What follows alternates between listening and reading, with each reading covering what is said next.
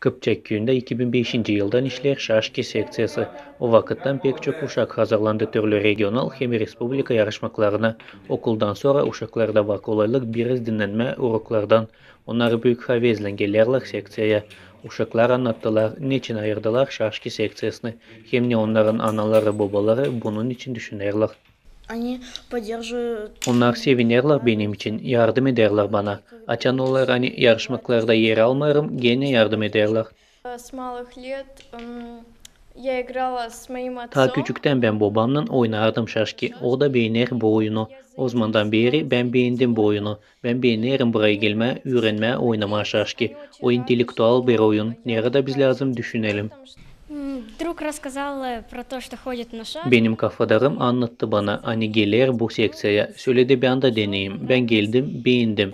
O zamandan beri gelirim burayı. Benim anam hem babam pek sevinir. Hani bayırdım bu sportu. Hep bana yardım ederler. Меня, когда я не занимаю места и помогает мне в развитии. Я хожу на шашки 4 Ben раза в gelirim неделю. şaşkilere 4 kere Мне это haftada. интересно, Pek потому что beğenirim burasını. я не люблю Futbolu, там, допустим, basketbolu футбол, ben o kadar баскетбол, beğenmirim. подвижные Bana daha iyi виды entelektüel спорта. oyunları. Я больше Açık люблю var просто nice посидеть oturma, дома. düşünme.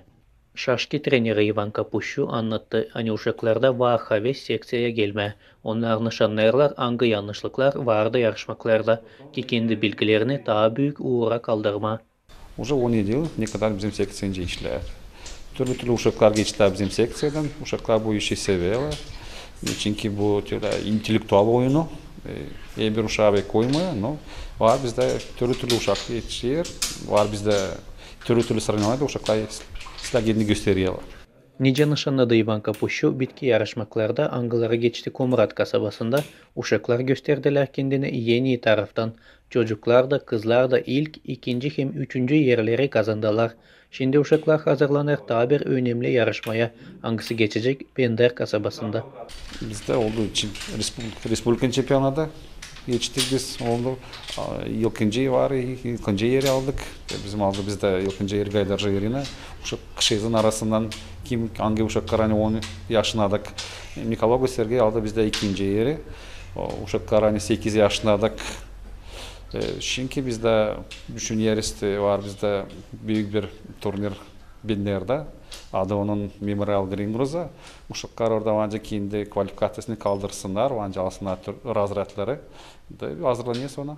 Şaşki seksiyasına gezer 30 uşak. Kıpçak köyünden uşaklar Dilber keret yeni yüksek yerleri aldılar.